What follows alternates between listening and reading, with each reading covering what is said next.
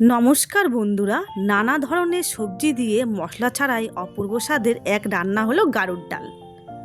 এটা আমার শ্বশুরবাড়ির নিয়ম। শাশুড়ি বলতো আশ্বিনে রাঁধে কার্তিকে খায়। আমি আজকে যেই পদ্ধতিতে করছি সেটাই আপনাদের সঙ্গে শেয়ার করলাম। সব রকমের আনাজ নিয়ে নিয়েছি। দেখুন, এখানে 500 গ্রাম মটর ডাল নিয়েছি। এবার ধুয়ে নেব।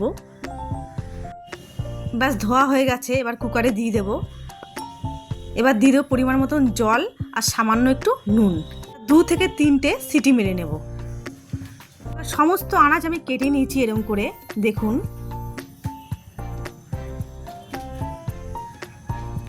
এবার ভালো করে ধুয়ে নেব।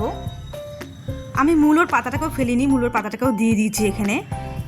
এবার নারকেলটাকে কুড়িয়ে নেব ভালো করে। ব্যাস, হয়ে গেছে। এরকম করে কুড়িয়ে নেবেন। ডালটাও সেদ্ধ হয়ে গেছে। হাঁড়িতে জল বসিয়ে দিয়েছি আমি। জল গরম হয়ে আসলে প্রথমে শক্ত আনাজগুলো দিয়ে দেবো। পেঁপে, চাল কুমড়ো, কচু, পটল, পরিমাণ মতন নুন। এবার এই আনাজটা দিয়ে 2 মিনিট ফুটিয়ে নেব। ব্যাস, 2 মিনিট বাদে যখন ফুটে এসেছে, এবার দিয়ে দেব লাউ, থোর, কুমড়ো পাতাটাও দিয়ে দেব। আবার 1 মিনিট ফুটিয়ে নেব। আবার 1 মিনিট বাদে চলে এসেছি। এবার দিয়ে দেব জলপাই, তেঁতুল, কাঁচা লঙ্কা, আলু, বেগুন, কুমড়ো, ঝিঙে, একটু মটর ডাল ভিজিয়ে রেখেছিলাম আমি। এর আগে তো আমি সেদ্ধ করেছি মটর ডাল।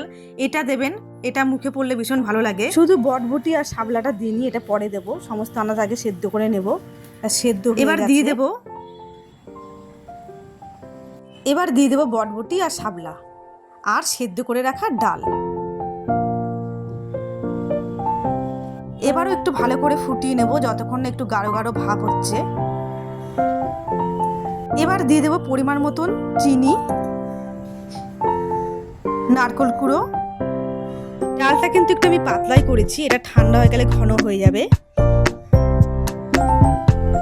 হয়েই গেছে। এবার দিয়ে দেব ঘি। ঘি আর নারকেল কুড়ো দিয়ে 1 মিনিট ফুটিয়ে নেবেন। ব্যাস, হয়ে গেছে আমার।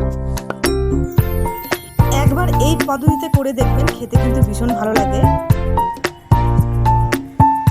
আমি নামিয়ে নিচ্ছি। দেখুন কত সুন্দর হয়েছে।